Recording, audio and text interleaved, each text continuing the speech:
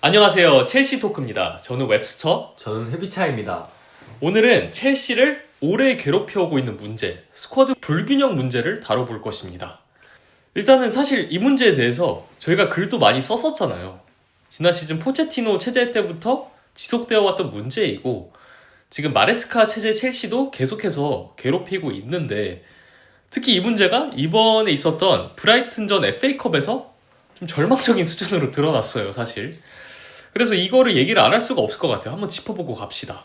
네, 사실 이 문제는 지금 마레스카든 포체티노든 누가 오든 해결을 해야 되는 문제이고 누가 오든 해결하기 어려운 문제이기도 합니다. 지금 이거는 펩이나 클로비 와도 이 문제를 해결할 수가 없어요. 네, 팬들 입장에서 사실 제가 봐도 이해 안 되는 감독들의 선택이 없었던 건 아닙니다. 그런 감독들의 선택 때문에 경기에서 패배하고 그런 경우도 있지만 결국 그 근본적인 문제, 감독들이 그런 선택을 할 수밖에 없었던 원인은 스쿼드 불균형이 있다. 오늘 그 스쿼드 불균형에 대해서 좀 살펴보겠습니다. 일단 팬들이 봤을 때 감독이 왜 저 선택을 하지? 이해가 안 돼. 왜 저럴까? 이런 것들이 좀 많았잖아요. 포체티노 때도 그랬고 지금 마레스카도 그랬고 이 문제의 본질은 스쿼드 불균형입니다. 왜 포체티노가 콜비를 풀백으로 쓰고 엔조를 올렸었는지, 왜 마레스카가 팬들이 주장하는 비대칭 풀백이 아닌 그렇게 인버티드를 고수하는지, 이 문제를 왜 이런 선택을 가져갔는지 저희가 고민해볼 필요가 있다는 것이에요. 어떻게 보면 포체티노가 콜리를 풀백으로 기용하고 엔조를 공격형 미드필더로 기용한 것은 이 불균형 문제를 어떻게든 해결해보려는 나름의 몸부림이었다는 것일 수도 있죠. 그리고 마레스카가 계속해서 인버티드 풀백을 고수하고 윙어 2명을 기용하는 것도 스쿼드 불균형의 문제를 어떻게든 나름의 방식으로 최소화시키려는 노력의 일환이라고 볼 수 있습니다. 지금 첼시 스쿼드 자체가 인버티드 구조가 좀 맞다고 볼 수 있는 게 포체티노 때도 인버티드 풀백을 사용하기 시작한 후로부터 상승세에 돌입을 했고 마레스카도 지금 비대칭 풀백을 기용을 하지 않고 인버티드 체제를 고수하는 것도 비슷한 맥락에서 볼 수 있단 말이에요. 그죠? 네. 마레스카가 인버티드 윙백을 사용할 수밖에 없었던 이유가 브라이튼전에 다 드러났어요. 사실 모든 수비수가 리스 제임스 같다면 비대칭 풀백을 사용하지 않을 이유가 없거든요. 그렇지만 지금 첼시 후방 자원들 그리고 미드필더와의 상호작용을 생각해 봤을 때 인버티드 윙백을 마레스카가 고집한 이유가 이번 브라이튼전에서 다 드러났습니다. 포체티노 때도 비대칭 풀백으로 시즌 내내 운영을 하다가 시즌 막판에 쿠쿠레아를 아스톤빌라전 후반전 기점으로 옮겼죠. 그때 이후로 경기력이 상승했습니다. 이런 점을 봤을 때 지금 첼시의 스쿼드는 구멍들이 있고 그 누수들을 최소화시키는 것이 감독의 역할이고 어떻게 보면 그런 일련의 과정을 거치고 있다고 볼 수 있는 것이죠. 일단 근데 지금은 어떤 전술적인 선택을 해도 구멍이 생겨요. 봅시다. 비대칭 풀백을 활용한다고 가정을 해요. 우측 풀백, 제임스나 기스토를 올리고 왼쪽 풀백을 센터백처럼 기용을 하고 공격형 미드필더 2명을 기용을 한다고 칩시다. 그러면 3선이 노출이 돼요.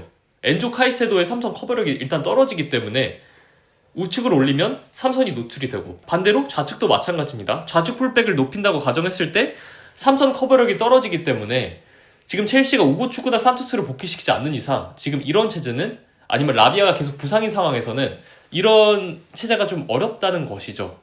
이런 체계가.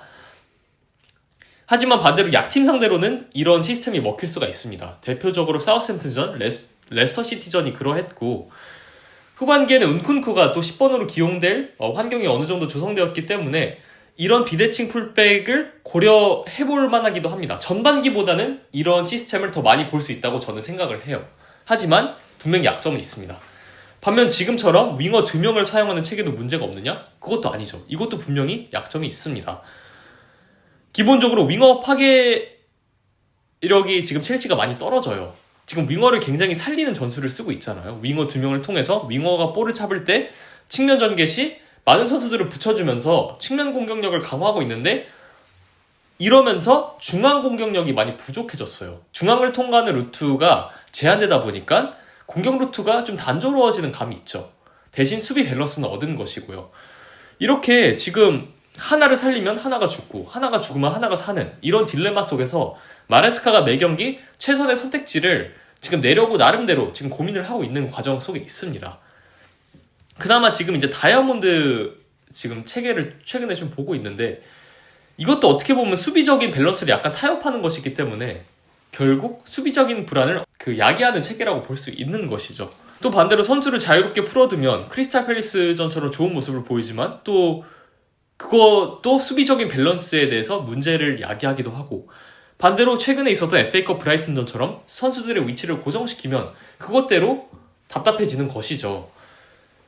어쨌든 이 문제를 해결하려면 스쿼드적인 보강이 필요하고 지금 첼시 스쿼드가 결여되어 있는 프로필들을 보강할 필요가 있습니다. 장기적으로 봤을 때 지금 뭘 해도 어딘가는 구멍이 생기는 구조이고 각 선택지의 이득과 손실을 고려해서 그 경기의 승리 확률을 최대한 높이는 것이 감독의 역할이라고 볼 수 있습니다. 이 부분에 대해서 포체티노나 마레스카는 책임이 없다고 볼 수는 없지만 동시에 그 어떤 감독이 와도 이 문제의 근본을, 이 문제의 본질을 해결해 주지는 못합니다. 이거는 그 스쿼드 플래닝이 같이 해결해야 될 문제이고 보드진들과 감독이 같이 머리를 맞대고 해결해야 될 문제로 보고 있습니다. 그리고 마레스카랑 포체티노에 대해서는 두 감독 모두 부족했던 스쿼드 플래닝의 문제, 그 폐해를 직접 겪고 있는 감독들이잖아요. 그래서 실드의 여지가 어느 정도 있는 것이고 마레스카와 포체티노의 차이는 있어요. 이 스쿼드 불균형의 문제를 어떻게 접근해야 되는지에 대한 차이는 있어요. 그리고 이 접근의 차이가 궁극적으로 봤을 때 마레스카가 포체티노보다 장기적인 관점에서 첼시의 기조와 더 어울린다고 볼 수 있는 그런 요소이거든요. 그 부분에 대해서 마레스카와 포체티노의 차이점에 대해서도 저희가 다른 회차에서 한번 다뤄보겠습니다. 하지만 동시에 제가 지난 시즌에 포체티노에 대해서 좀 옹호적인 투로 좀 실드를 쳤던 것도 결국 이런 스쿼드 불균형 문제를 누가 와도 해결해주지 못한다는 측면에서 기인한 것이었거든요. 지금 고점은 굉장히 높지만 저점도 굉장히 낮은 스쿼드입니다. 그래서 정확히 어떤 부분이 지금 문제인지 저희가 한번 살펴보겠습니다. 흑비차님이 보시기에 지금 첼시 선수단에서 부족한, 결여되어 있는 프로필은 과연 무엇이 있을까요? 일단 최전방 얘기를 안 할 수가 없을 것 같아요. 이제 잭슨이 정말 여러모로 첼시에 도움을 많이 주고 있고 잭슨이 없을 때 첼시가 어떻게 됐는지는 지금 브라이튼전을 통해서 다 드러났잖아요. 그럼에도 불구하고 잭슨조차도 가져다 줄 수 있는 게 좀 한정적이라는 게 있죠. 그렇기 때문에 지금 2시즌 연속 잭슨이 주전 스트라이커인 것까지는 좀 납득을 할 수 있겠지만 사실상 기용 가능한 스트라이커 중 유일한 선수였잖아요. 네, 이번 시즌은 은쿤쿠와 기우가 잭슨의 백업을 해야 했고 지난 시즌은 브로야가 있었지만 또 브로야는 제대로 활약도 못해주고 임대를 가버렸단 말이죠. 그렇기 때문에 잭슨 자체를 욕하기보다는 또 잭슨과 다른 프로필의 공격수가 있지 않아서 첼시가 접근할 수 있는 공격 방식이 현저히 적어졌던 것, 이것에 대해 좀 지적을 할 필요가 있을 것 같습니다. 결국 스쿼드 플래닝으로 귀결이 되잖아요. 잭슨과 경쟁을 할 수 있는 스트라이커는 분명 있어야 돼요. 잭슨이 제공하지 못하는, 지금 박스 영향력이 굉장히 미비하고 박스 밖에서는 수준급의 선수이나 박스 안에만 들어가면은 영향력이 거의 제로에 가깝잖아요. 지금 물론 박스에서 움직임이 이동작이라고 하죠. 그런 박스에서 기민한 움직임이 지난 시즌보다는 개선되긴 했지만 그럼에도 불구하고 아직은 많이 부족합니다. 이런 양상에서 잭슨과 차별점을 선사하면서 로우 블록을 상대할 때 효율을 발휘할 수 있는 그런 공격수를 영입해야 돼요. 첼시는 그거를 2시즌간이나 못해왔습니다.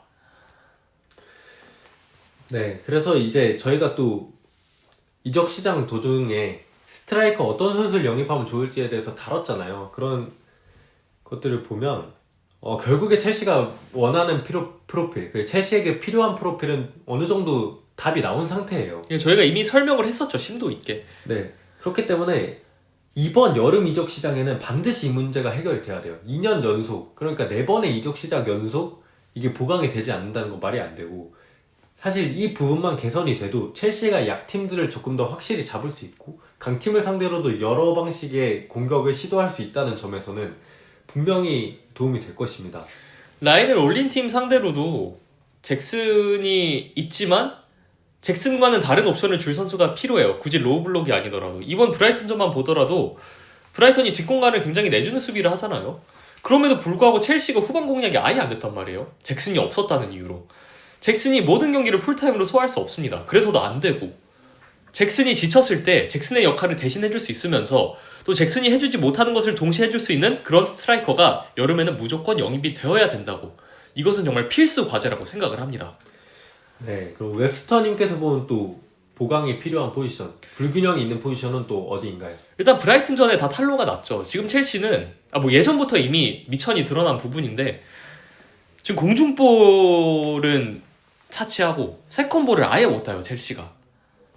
지상경합, 공중경합이 둘 다 안 되고 집중도 못하고 이런 부분에 있어서 첼시가 단점이 좀 오랫동안 지속되어 와 있고 사실 지난 시즌은 좀 괜찮았어요. 왜냐면 코너 갤러거라는 존재가 있었기 때문에 이런 부분에서의 약점을 그나마 갤러거가 좀 커버를 해줬습니다.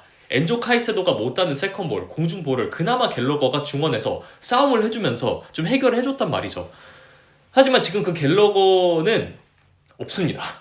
이적을 간 상태고 이런 누수, 이런 불균형을 어느 정도 메꿔줬던 것이 갤러거였기 때문에 포체티노가 작년에 갤러거를 거의 매경기 기용을 하고 갤러거를 심지어 뭐 윙어로도 기용을 했잖아요. 그러면 팬들은 갤러거를 왜 윙어에 투입을 하지? 의미가 없어 보이지만 사실 포체티노는 그 지점에 있는 그 구역에 있는 불균형을 해결하려고 갤러거를 그렇게 다양하게 기용을 했던 것이란 말이죠. 네, 갤러거를 카이세도 짝으로도 기용을 했었고 전방에 풀어놓기도 했었고 또 윙어로도 기용을 하면서 첼시의 불균형을 갤러거로 좀 틀어막는 그런 느낌을 확실히 받을 수가 있었습니다. 어떻게든 틀어막으려 그렇게 기용을 했던 것이고 이 부분에 있어서 첼시 팬들에게 비판을 많이 받았지만 저는 개인적으로 스쿼드 불균형 문제를 어떻게든 해결해 보려는 그런 다양한 시도를 했다 그렇게 보고 있거든요. 근데 지금 갤러거가 없단 말이에요. 갤러거가 없는 상황에서 지금 이걸 해결해 줄 수 있는 선수 산투스, 우고추쿠는 임대를 나가 있습니다. 지금 엔조, 팔머, 카이세도 각각 다 공중볼, 세컨볼. 물론 카이세도는 좀 덜하죠. 카이세도는 그 문제를 보조해줄 때는 굉장히 이 부분에 있어서 굉장히 강점을 보이지만 이 문제를 홀로 감당할 수 있는 선수는 아니란 말이죠. 동료들의 약점을 메꿔줄 수도 없고 이런 것들을 고려했을 때 첼시는 지금 분명히 보강이 필요합니다. 하지만 외부적으로 이 문제를 해결할 필요는 없다. 왜냐하면 사두스 우고추쿠가 이 부분에서 강점을 보이는 선수이고 라비아 선수도 부상에서 복귀를 한다면 그래도 세컨볼을 회수해주고 어느 정도 수비를 보호하는 측면에서 강점을 보이는 선수이기 때문에 또 볼 소유가 늘어나면은 공중볼, 세컨볼에 대한 부담이 줄어든단 말이에요. 그 말은 즉슨 라비아가 볼 소유의 강점을 보이기 때문에 첼시의 점유율을 높여주면서 이런 문제가 노출되는 것을 최소화할 수 있는 선수 이렇게 보고 있고요. 네, 마레스카의 축구가 사실 볼 소유에 되게 민감하잖아요. 볼 소유가 굉장히 중요시 되는 축구를 하는 감독이 또 마레스카이고 그렇기 때문에 세컨볼 싸움에서 한번 밀려버린다는 것은 그냥 단순히 세컨볼을 내주는 게 아니라 첼시가 시도하고 있었던 공격 그리고 주도하고 있었던 경기를 또 다시 처음부터 뺏어와서 또 다시 조립을 해야 되는 그런 상황이 벌어진단 말이죠. 그리고 지역 수비가 굉장히 취약한데 세컨볼을 못 따면 지역 수비로 전환해야 되는 확률이 높아지잖아요. 그러면 첼시의 약점이 그대로 드러나기 시작하는 거예요. 네, 그렇기 때문에 또 반대로 이 세컨볼을 따고 경합에서 중원에서 승리해준다는 것 하나만으로도 첼시가 계속해서 주도적인 축구를 할 수 있는 그런 판이 깔린다는 것이죠. 거기선 첼시의 장점이 극대화되는 지점이기 때문에 오히려 첼시에게 유리하게 작용하는 굉장히 세컨볼은 첼시에게 있어서 너무나도 중요한 요소라고 볼 수 있고 농구로 치면 리바운드랑 같은 개념이죠 사실상. 네, 맨체스터 시티가 사실 계속해서 고전하고 있었던 맨체스터 시티도 계속 고전하는 흐름을 가지고 있었던 이유도 로드리의 부재가 생겼고 그 로드리의 부재로 인해 세컨볼을 따주지 못하고 경합에서 이겨내주지 못하면서 계속해서 전방으로 투입된 볼이 세컨볼이 발생했을 때 밀리고 또 다시 그거를 회복하는 데 많은 체력이 소모되고 이런 흐름이었단 말이죠. 지금 마레스카의 역압박 구조는 사실 맨시티, 아스날 비슷하잖아요. 볼을 뺏겼을 때 구조를 만들고 후방에 대형을 만들고 3위 구조라든지 그런 망을 치면서 전방에서 볼을 뺏겼을 때 즉각적으로 대응하는 그런 접근 방식 그렇게 간격을 잘 조정하면서 상대 선수들이 못 빠져나오게 진을 잘 치고 있단 말이에요. 이거는 잘 되고 있어요. 그렇지만 거기서 경합을 이기느냐 지느냐 세컨볼을 따느냐 못 따느냐는 선수의 개인 역량이에요. 첼시는 후방에서 그거를 지금 잘 못해주기 때문에 공격권을 유지할 수 있음에도 불구하고 계속 후퇴하고 지역방으로 전환하고 이런 상황이 잦단 말이에요.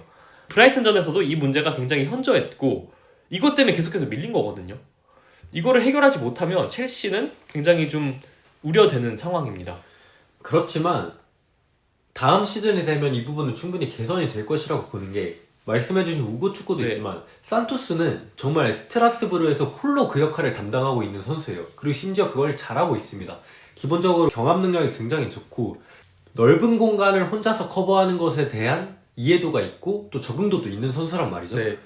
세컨볼의 흐름을 파악하는 것도 산토스의 가장 큰 장점 중 하나입니다. 그렇기 때문에 겨울에 사실 이 두 선수 중 한 선수를 복귀시키지 못한 것은 저희가 알 수 없는 이유가 있겠지만, 그럼에도 불구하고 조금 아쉬운 선택이었다고 보고 있고, 다음 시즌에는 이 두 선수 모두 1군에 합류할 수 있기 때문에 분명히 지금보다는 나은 좀 중원 구성을 가지게 될 것이라고 보고 있습니다. 네, 개인적으로는 산토스, 우고축구 둘 다 남겨야 된다고 생각을 해요. 산토스는 핵심 선수가 될 거라고 생각은 해요. 저는 진짜 다음 시즌 중요한 선수라고 보고 있고, 우고축구도 산토스만큼은 아닐지라도 그에 못지않은 많은 것들을 첼시에게 제공해줄 수 있다고 생각을 합니다. 특히 우고축구도 제공권이라는 확실한 장점이 있고, 또 빠른 발을 이용해서 공간 커버를 할 수 있기 때문에 그런 부분에서 분명 두 선수의 복귀는 도움이 많이 될 것입니다. 저희가 이 얘기를 너무 많이 한 것 같아요. 근데 그만큼 중요해서 그런 거죠. 그리고 또 선수들의 수급도 그렇지만, 선수들의 복귀도 그렇지만, 이거를 구조적인 문제로 어느 정도 해결은 할 수 있어요. 근데 이것도 결국 이 선수들의 복귀가 전제되어야 되는 부분인데, 첼시가 4명의 미드필더를 가동한 경기가 전반기에 몇 번 있었고, 그럴 때 실제로 경기력이 좋았습니다. 특히 저 본머스전에서도 라비아, 카이세도, 엔조 팔모의 4명의 미드필더가 가동이 되었잖아요. 4명의 미드필더, 그러니까 숫자를 1명 늘림으로써 중원을 지배하고 가겠다. 그러면 세컨볼 싸움에서 유리할 수가 있거든요. 구조적인 이점이 있기 때문에. 근데 전반전에 라비아가 이제 뛰었을 때 경기력이 좋았지만, 후반전에 라비아가 나가고 급격히 경기력이 하락했단 말이에요. 그리고 라비아가 출전했던, 라비아 그리고 카이스도 인버티드 풀백에 4명의 미드필더가 구성되었던 전반기 아스톤빌라 전이라든지 토트넘전에서 첼시가 승리를 거뒀고 경기력도 굉장히 좋았단 말이에요. 토트넘전은 쿠쿠레아의 실수 때문에 실점을 하긴 했지만 전반적으로 후방에서 풀어 나온다든지 그런 경기를 주도하는 관점에서 굉장히 긍정적이었단 말이죠. 네, 마레스카가 사실 구조적으로 이 문제를 좀 해결하려고 한 모습 중 하나가 그 인버티드 풀백 기용이고, 또 시즌 초반부터 개선을 하려고 했던 모습이, 사실 첼시가 프리시즌에 그 공간을, 센터백 앞 공간을 내주면서 굉장히 뭐 셀틱 같은 팀한테도 많이 얻어맞고 했잖아요. 그런 모습을 개선하려고 느껴졌던 부분이, 이제 키가 큰 타겟 스트라이커에게 볼이 날라오고 그 타겟 스트라이커가 떨궈주는 볼을, 세컨볼을 뺏겨서 역습을 맞는 그런 걸 해결하기 위해 마레스카도 많은 노력을 했어요. 센터백 하나가 완전히 1대1로 경합을 해주고, 쿠쿠레아나 카이세도 같은 선수가 빠르게 그 주변으로 접근을 해주면서 또 그걸 어느 정도 보완을 했는데, 이제 이게 가장 극대화될 수 있는 구조가 바로 인버티드 윙백을 기용하거나 라비아, 카이세도가 모두 배치가 되는 것이란 이야기입니다. 실제로 엔소 페르난데스의 매치핏이 조금 안 올라오던 시기가 있었어요. 근데 그 시기가 아스날, 맨유, 뉴캐슬 이런 강팀들과의 연전이 있었던 시기였는데, 그때는 아예 엔소 페르난데스가 주전에서 빠지고 라비아, 카이세도 그리고 귀스토가 올라오면서 중원에서의 에너지 레벨을 어느 정도 보완을 했던 적도 있었습니다. 네, 엔조 페르난데스가 첼시에서 굉장히 빌드업이라든지 공격 전개에 있어서 경기를 조립하는 데 있어서 굉장히 핵심적인 역할을 담당하고 있음에도 불구하고 마레스카가 과감히 벤치로 내렸던 것은 뭐 매치핏 문제도 있었겠지만 그때 국대 주간이랑 겹치기도 했었죠. 라비아, 카이세도를 같이 기용했을 때 이런 세컨볼 문제가 그나마 해결이 된다는 것을 인지하고 그러지 않았을까 싶습니다. 그리고 카이세도도 이 문제에서 완전히 자유롭진 않아요. 책임이 좀 있어요. 왜냐면 카이세도도 기본적으로 튀어나가는 수비에 강점이 있는 선수이지, 센터백 앞에서 볼을 회수하고 흘러나온 세컨볼을 처리하는 데 있어서 라비아보다는 좀 떨어져요. 라비아는 어쨌든 그러니까 상대 입장에서 봤을 때 첼시의 수비 미드필더 라인 사이의 공간에서 머물면서 위험을 감지하고 볼을 탈취하는 데 능하지는 않거든요, 카이세도가. 그런 부분보다는 좀 더 활동 반경을 넓게 가져가면서 맨투맨 압박 상황에서 상대 공격수에게 적극적으로 달라붙어서 볼을 빼앗는 것에 강점이 있는 선수이지, 라인 사이 공간을 틀어막는 데 있어서는 라비아가 좀 더 강점이 있고, 그래서 프리시즌부터 라비아가 핵심 선수로 기용되기 시작한 것이었잖아요. 근데 라비아가 부상 빈도가 높기 때문에 라비아의 부재 속에서 이 역할을 누가 대체해줄 수 있느냐, 저희는 그거를 산투스로 보고 있습니다. 그래서 내년에 산투스가 해줄 역할이 굉장히 크다는 것이에요.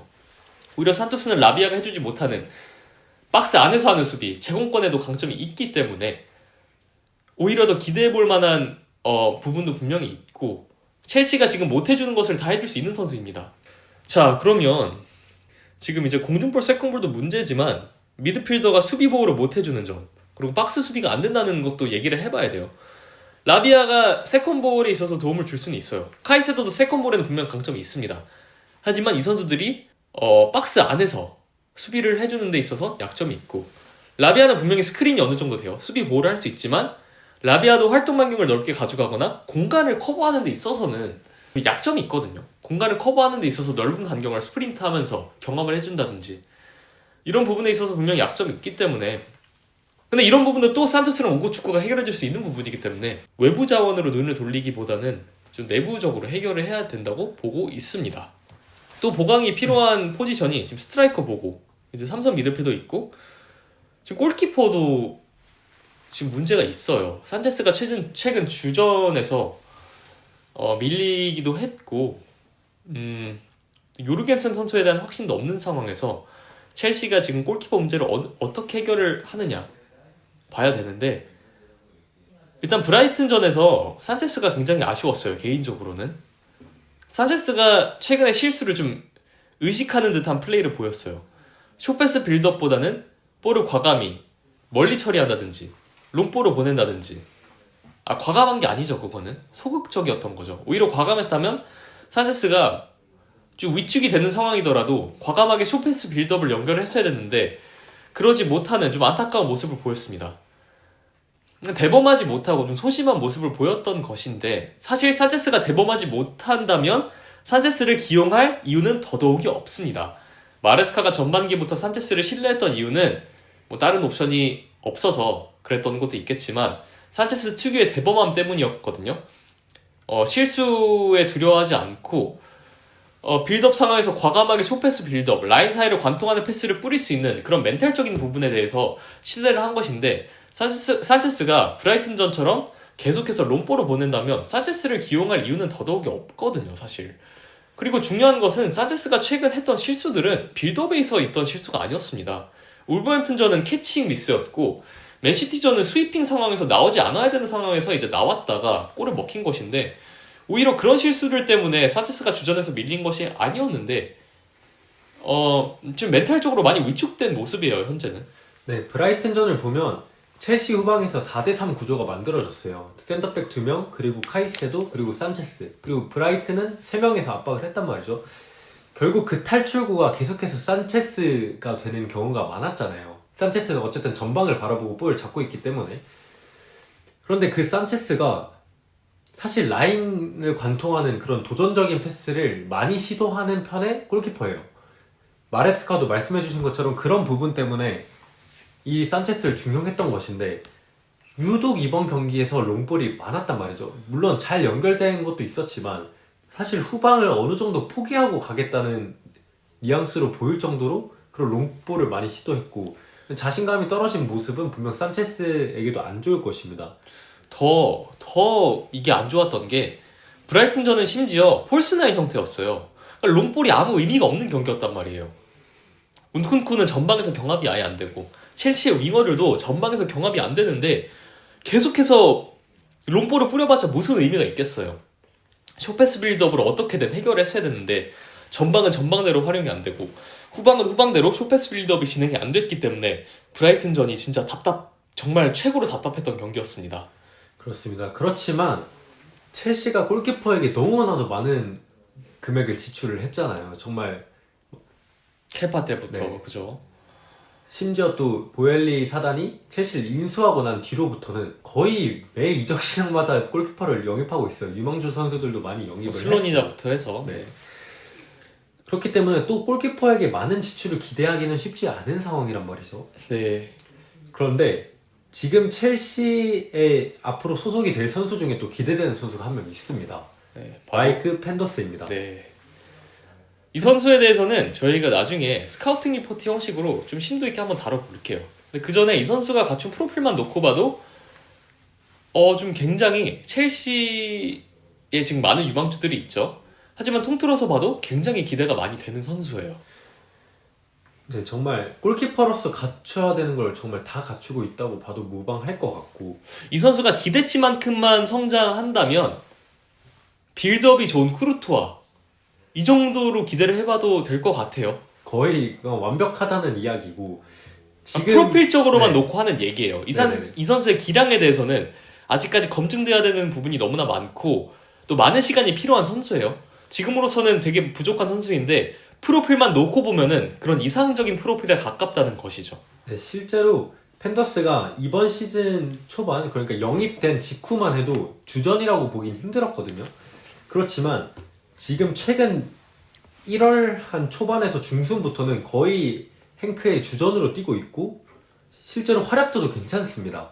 그렇기 때문에 이번 후반기에 만약에 팬더스가 지속적으로 주전으로 활약이 되고 첼시로 복귀를 하게 된다면 그러면 다음 시즌부터 팬더스를 조금 기용해보는 방안도 생각을 해볼 수 있을 것 같습니다. 뭐 스트라스부르로 임대가 될 수도 있고 내부적으로 판단이 이루어진 뒤에 주전 골키퍼는 아니더라도 백업 골키퍼로도 기용될 가능성이 없지는 않다. 이 정도로 보고 있고 하지만 팬더스에 대해서는 저희가 좀 더 철저하게 조사를 한 뒤에 다음에 이제 스카우팅 리포트 편에서 좀 더 심도 있게 다뤄보도록 하겠습니다. 또 두 명의 골키퍼를 더 거론할 수 있는데요. 요르겐센 키퍼 그리고 지금 임대를 나가 있는 스트라스부르의 페트로비치 키퍼입니다. 요르겐센은 기본적으로 일단 지난 경기에서 주전으로 나오기도 했죠. 웨스트햄전 주전으로 나와서 실점을 하긴 했지만 그래도 안정적인 경기력을 선보였고 이번 시즌 컨퍼런스 리그에서 굉장히 인상적인 모습을 몇 차례 보여왔고 또 리그에서 사우샘튼전 상대로도 굉장히 잘했어요. 기본적으로 기조에 맞는 키퍼이고 또 라리가 시절부터 좀 기대를 받던 키퍼이기 때문에 이 선수가 당장 첼시의 문제를 해결해 줄 수 있을 거를 기대해 볼 수는 있어요. 물론 지금 얘기를 해보겠지만 장단이 공존을 하고 지금 첼시 퍼스트팀에서 어느 정도 모습을 보여줄 수 있느냐에 대해서는 미지수이지만 그럼에도 불구하고 지금 이 기회를 잘 살리기만 한다면 우리가 이 선수를 장기적으로 볼 수 있겠다 또 싶겠거든요. 네, 굉장히 안전하게 축구를 하는데 또 그 안전하게 산체스가 브라이튼전에 보여준 것처럼 롱킥만 하는 게 아니라 발 밑으로 안전하게 경기를 운영할 줄 아는 선수예요. 이게 굉장히 중요하거든요.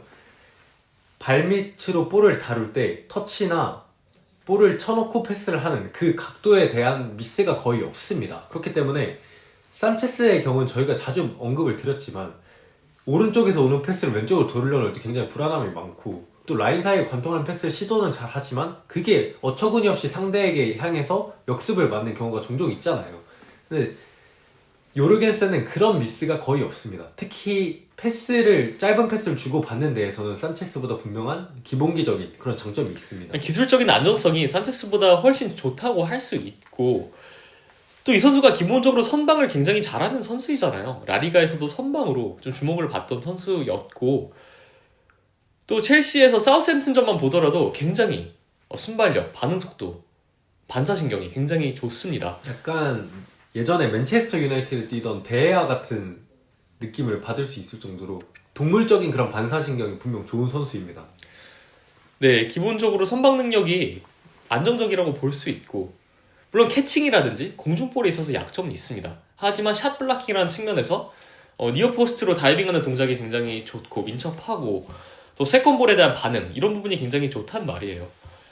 사실 저는 요르겐센이 산체스 대신 주전으로 나오지 못했던 이유로 두 가지를 뽑고 있는데 이 선수는 기본적으로 활동 반경이 산체스만큼 넓지 않습니다. 그 부분이 첫 번째 문제고 이 부분이 개선이 되어야 되고 두 번째는 공중볼입니다. 산체스가 워낙 크로스 대처라든지 공중볼에 있어서 좋은 모습을 보여줬기 때문에 첼시 스쿼드가 공중볼에 약점이 있음에도 불구하고 산체스가 어느 정도 해결을 해줬기 때문에 그나마 주전으로 나올 수 있었다라고 보고 있고 요르겐센은 반면 이 부분에 있어서는 특별한 강점을 못 보인다는 것이 주전 경쟁에 있어서 조금 불리하게 작용하는 부분이라고 생각을 합니다. 실제로 산체스가 나왔던 경기들에 비해 지난 시즌은 페트로비치가 어느 순간부터 주전이 됐잖아요.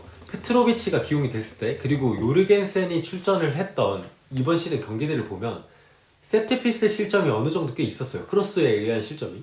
그렇지만 산체스가 이번 시즌 주전으로 뛴 경기들에서 세트피스에서는 지난 시즌은 첼시가 맞나 싶을 정도로 어느 정도 좀 개선이 된 모습이 있었던 올 거예요. 시즌 세트피스 수비가 굉장히 안정적이었던 데 있어서 산체스의 역할이 컸습니다. 전반기에. 요르겐센이 이 단순히 공중볼을 처리하는 데서도 좀 불안함이 있지만 그 박스 안에서 공중볼이 떴을 때 그걸 처리할 수 있는 활동 반경이 조금 좁은 편이에요. 그 장악력이 좀 부족하죠. 네, 이 부분도 제가 아까 말씀드린 대야와 좀 비슷한 부분인데 요르겐센이 어쨌든 주전 골키퍼로 발돋움하기 위해서는 말씀해주신 그 골키퍼의 위치를 벗어나서 또 경기에 관여할 수 있는 그런 능력과 박스 안에서 공중볼이 떴을 때 그 공중볼을 처리할 수 있는 활동 반경을 넓히는 것, 이 두 가지만 개선이 돼도 산체스보다 더 중용받을 수 있다고 생각합니다. 이미 빌드업이랑 선방에 있어서는 지금 산체스보다 더 기대해볼 만한 요소가 많고 더 안정적입니다.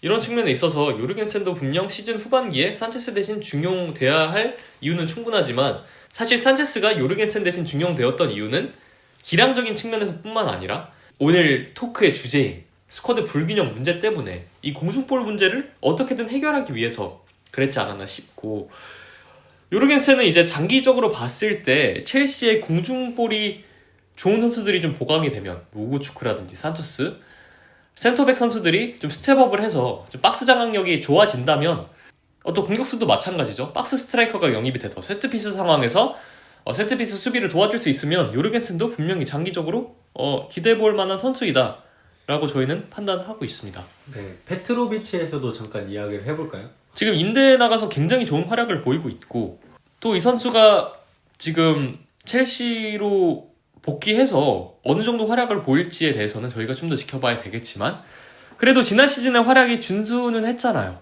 아주 좋았다고 볼 수는 없지만 산체스보다 더 안정적이었고, 또 이 선수가 실제로 MLS에 있을 때 볼 플레잉으로 주목을 받은 선수란 말이에요. 인식에 비해서 발밑이 그렇게 안 좋은 선수가 아니란 말이죠. 다만 이 선수도 요르겐센과 비슷한 이유로 활동 반경이 그렇게 넓지 못하고, 그러니까 말 그대로 볼을 주고받는 기술은 준수할지 모르겠으나 전반적으로 빌드업에 가담하는 그런 대담성, 그런 리스크 테이킹, 산체스에 비해서는 좀 많이 부족했다 라고 볼 수 있습니다. 네, 제가 요즘에 안드레이 산토스를 좀 지켜보려고 스트라스부르 경기를 좀 보고 있는데 느껴지는 게 페트로비치가 첼시 시절보다는 확실히 조금 더 스텝업한 골키퍼가 된 게 사실입니다. 선방적인 면은 원래도 좀 안정적인 부분이었고 공중볼에서도 어느 정도 좀 개선이 되고 발밑도 실수가 훨씬 적어졌어요. 그렇지만 이 페트로비치 같은 경우에는 빌드업을 할 때 실수 자체가 많은 선수는 아니지만 자신에게 또 압박이 강하게 들어왔을 때 급하게 볼을 처리한다거나 도전적인 어떤 시도를 좀 두려워하는 그런 경향이 여전히 남아있거든요. 뭐 이제 제가 로세니어 감독을 되게 좋아하는 게 이 로세니어가 하는 그런 디테일한 부분들은 마레스과 좀 다른 면이 있지만 기본적인 경기에 접근하는 방식이나 그 후방에서 가져가는 대형 자체는 또 마레스과 어느 정도 비슷한 부분이 있기 때문에 첼시에서 임대를 간 선수들이 굉장히 좀 많이 성장을 해서 돌아올 수 있단 말이죠. 페트로비치도 어느 정도 그걸 기대할 수 있는 선수이고 지금 남은 반년 동안 스트라스부르에서 경기를 뛰면서 조금 더 대담해지고 도전적인 시도를 많이 하는 그런 경험을 쌓고 돌아온다면 페트로비치도 어느 정도 마레스카 눈에 들 수 있지 않을까 생각이 듭니다. 일단은 지금 산체스, 요르겐센, 페트로비치 지금 다 하나씩은 단점이 있어요. 다들 2%씩 부족한 선수이고, 기조만 놓고 봤을 때는 산체스가 제일 부합한다고 볼 수 있지만 이 선수가 그 하는 실수가 너무 치명적이잖아요. 특히 맨시티전 같은 이길 경기 비기게 하고 비길 경기 지게 하는 그런 치명적인 실수는 좀 감당하기 어렵기 때문에 좀 더 안정적인 요르겐센을 택하느냐, 기조에 맞는 산체스를 계속 기용을 하느냐, 아니면 요르겐센이 기조에 맞게 좀 더 성장을 하느냐. 제가 봤을 때 요르겐센은 분명히 그런 장점들을 가지고 있고 그것들을 얼마나 개발시키느냐에 따라서 주전으로 발돋움할 수 있다고도 생각을 합니다. 페트로비치도 마찬가지로 그런 요소들을 어느 정도는 갖추고 있는데 페트로비치는 그래도 갈 길이 좀 더 먼 것으로 보여요. 제 생각에는. 워낙 애초에 시작점 자체가 좀 요르겐센이나 산체스에 비해서는 빌드업 플레이와는 조금 거리가 있는 키퍼였다 보니까. 그런데 말씀해 주신 것처럼 스트라스부르에서 이 선수가 성장세를 얼마나 지속하고 또 얼마나 빌드업적인 역량을 끌어올리느냐에 따라서 이 선수 역시 다음 시즌에 프리시즌에 충분히 점검할 기회가 주어질 것이라고 생각을 합니다. 하지만 이 선수들의 모든 장점을 혼합한 팬더스, 이 선수의 성장이 굉장히 기대가 되고 저희가 다음에도 다뤄볼 테지만 이 선수가 좀 빨리 좀 성장했으면 좋겠어요, 개인적으로는. 네, 지금 행크에서 하는 걸 보면 꽤 성장세가 가파르긴 해요. 지금은 초반에는 한 경기 한 경기 상대 약팀을 상대할 때만 출전을 하다가 이제는 완전히 주전으로 발돋움을 한 모습이거든요. 남은 시즌 동안 또 어떤 성장세를 보여줄지 기대가 되는 선수입니다. 네, 그리고 저희가 이제 주요 프로필들을 좀 살펴봤잖아요. 박스 스트라이커, 뭐 미드필더, 골키퍼까지 살펴봤지만 포지션과 별개로 좀 스킬셋이라든지 좀 멘탈적인 관점에서도 좀 살펴보고 싶거든요. 저희가 스킬셋은 분명히 이제 그 샷메이킹의 부재, 뭐 공중볼도 스킬셋이 될 수가 있죠. 이런 부분을 언급했어요. 하지만 제가 강조하고 싶은 부분은 현 첼시 선수단의 멘탈리티입니다. 멘탈리티. 과소평가되기도 쉽고 또 오해될 수도 있는 부분이 선수단의 멘탈리티라고 저는 생각을 하는데요.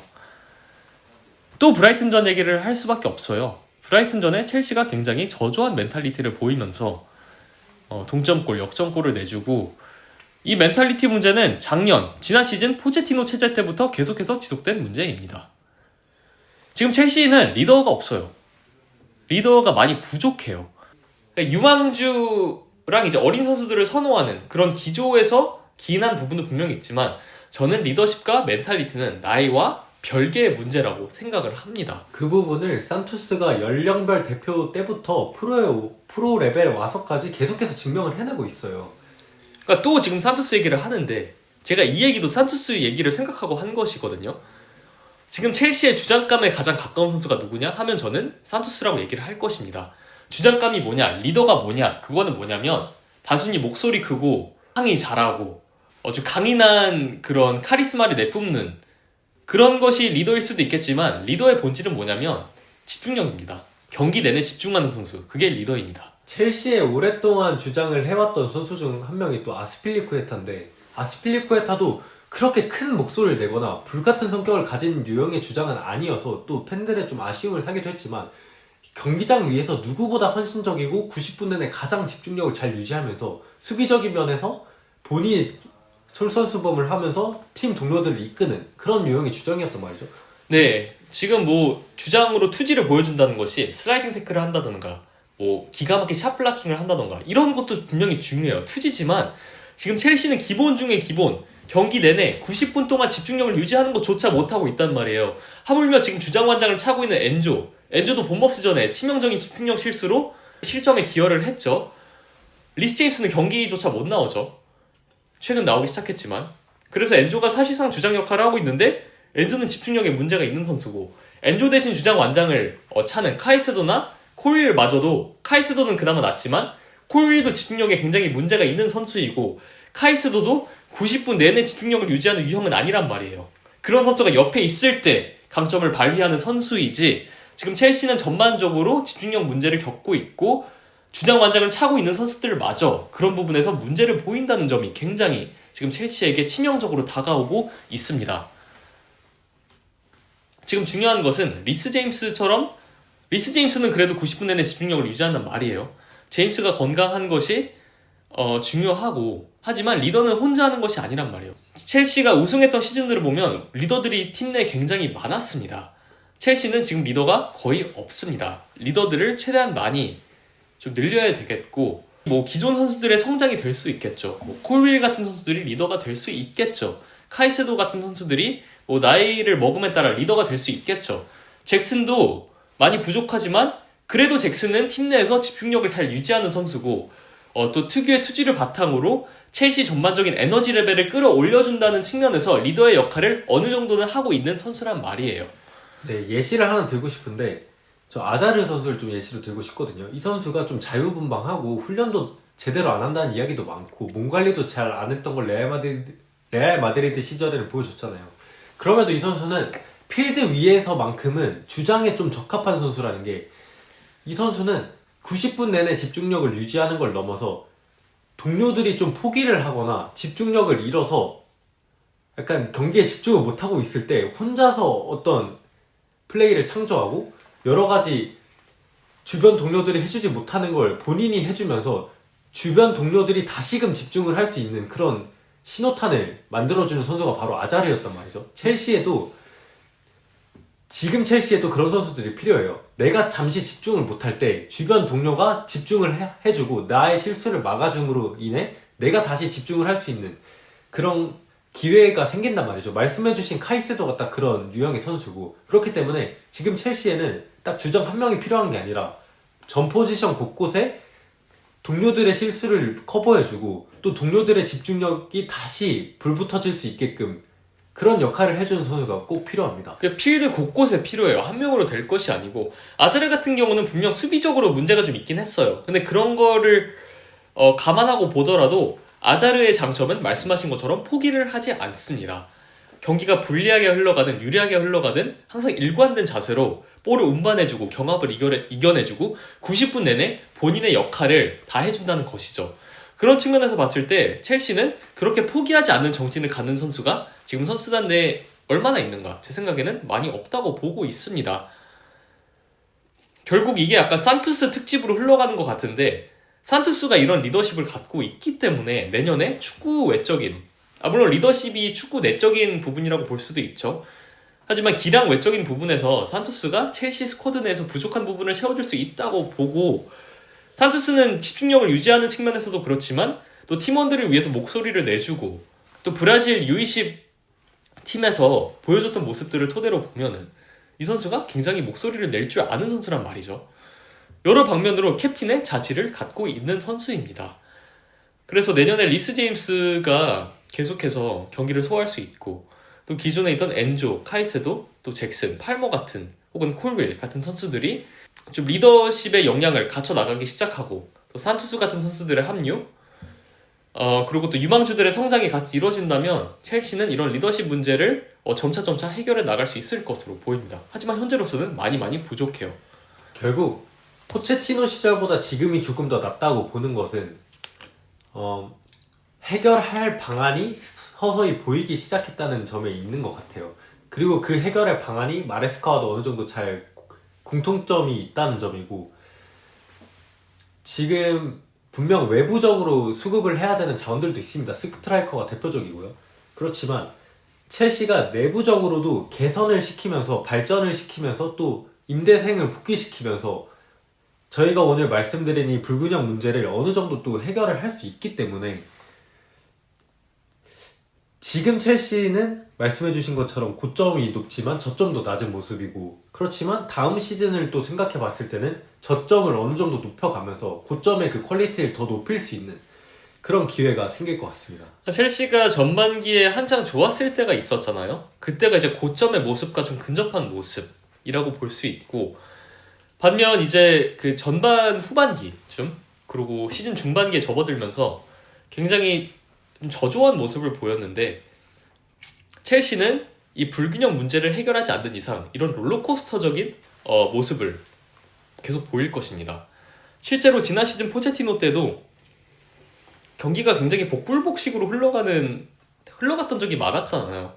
물론 포체티노의 약간 전환을 중시하고 좀 혼돈을 좀 유발하는 그런 식의 접근도 한몫했지만, 그것도 결국 불균형 문제에서 비롯이 된 것이라고 저는 보고 있고, 그 불균형 문제가 올 시즌에도 계속해서 첼시에게 치명적인 단점으로 작용을 하고 있습니다. 말씀해 주신 것처럼 좀 내부적으로 문제를 해결할 수 있는 그런 자원이 마련된 상태이기 때문에 미래를 좀 긍정적으로 바라볼 만한 여지는 충분하다고 생각을 합니다. 동시에 외부적으로도 수급이 필요한 포지션은 수급을 해야 될 테고, 또 마레스카 역시 책임에 있어서 완전히 자유롭지는 못하겠죠. 저는 감독의 굉장히 중요한 자질이 스쿼드 빌딩 능력이라고 생각을 하거든요. 물론 마레스카는 스쿼드 빌딩에 있어서 권한이 타 감독들에 비해서 많다고 볼 수는 없습니다. 왜냐면 마레스카는 혼자서 스쿼드 빌딩을 하고 있지 않잖아요. 지금 감독이 스쿼드 빌딩을 못해서 좀 리빌딩이 망가졌던 팀이 맨체스터 유나이티드잖아요. 텐하우 이제 필두로 스쿼드 빌딩이 진행이 됐는데, 텐하우가 픽한 선수들이 활약을 제대로 못해주면서 그런 스쿼드 빌딩 과정이 제대로 이루어지지 못했던 것이 맨체스터 유나이티드고, 반대로 패배 맨시티, 리버풀의 클롭을 보면 스쿼드 빌딩 과정에서 감독이 적절하게 목소리를 내고 또 디렉터들이 맨체스터 시티의 치키, 리버풀의 마이클 에드워즈가 같이 협업을 하면서 굉장히 좋은 성과를 냈던 것이 맨체스터 시티, 리버풀의 예시이고 첼시도 그런 모습을 따라갈 필요가 있다고 봐요. 물론 첼시는 스포팅 디렉터들의 지금 권한이 상당히 크고 그렇지만 동시에 마레스카가 목소리를 낼 수 없는 구조는 아니거든요. 마레스카도 실제로 이번 시즌 플랜 없는 선수들에 대해서 과감하게 목소리를 내면서 칠웰이라든지 스털링에 대해서 이 선수들의 이적을 하는 데 있어서 좀 목소리를 낸 부분도 있고 그래서 마레스카가 다가오는 이적 시장에서 얼마나 현명한 판단을 하고 디렉터들이 어느 정도 수렴을 하고 또 적절한 판단을 해서 건강한 스쿼드를 구축해 나가는 것이 앞으로의 핵심이라고 보고 있습니다. 하지만 저는 우려사항이 하나 있는 게 스포츠 디렉터들이 지금 엄청난 비판을 받고 있잖아요.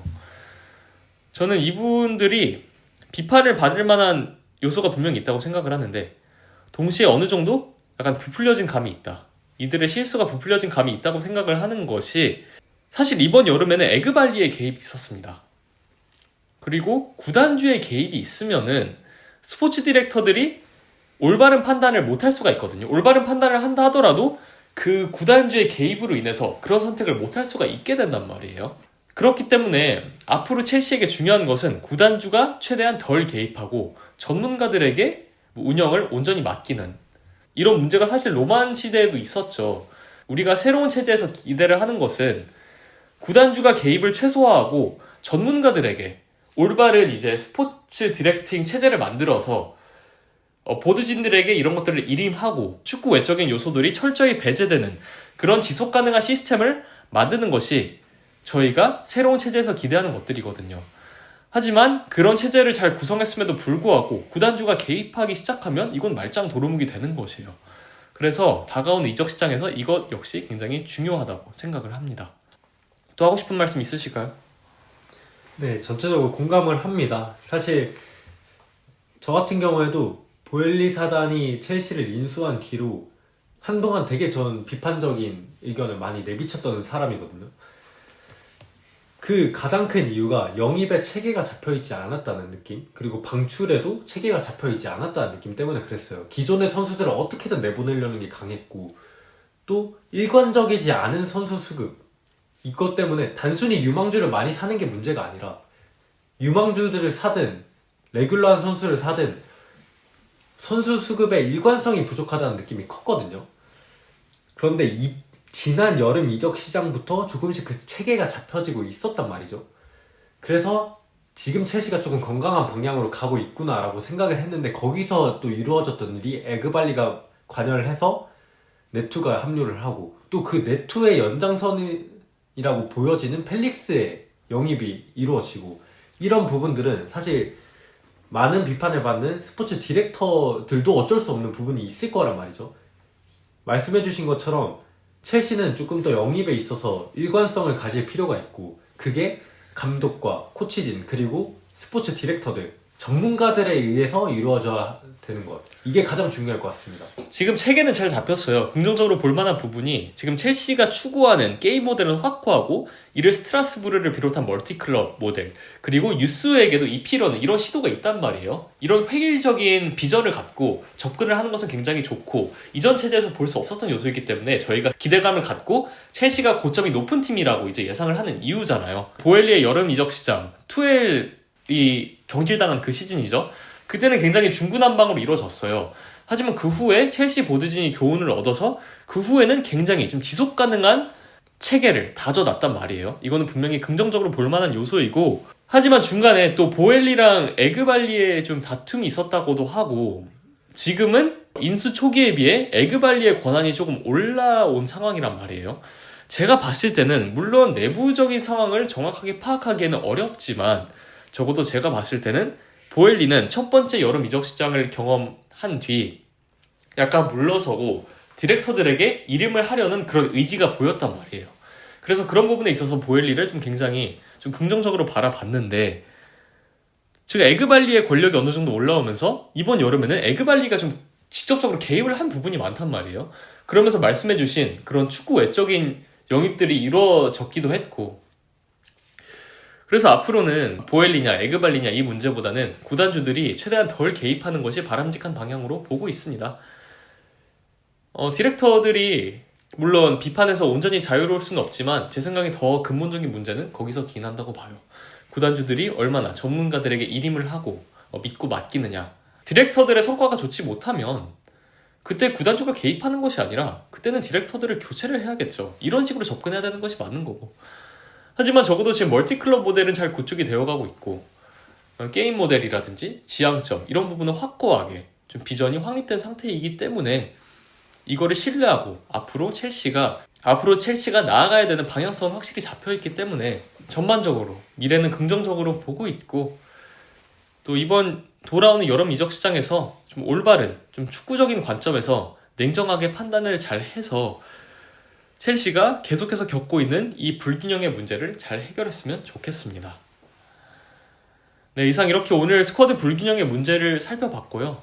계속해서 흥미로운 컨텐츠로 찾아뵙도록 하겠습니다. 이상 저는 웹스터, 저는 헤비차였습니다. 감사합니다. 감사합니다.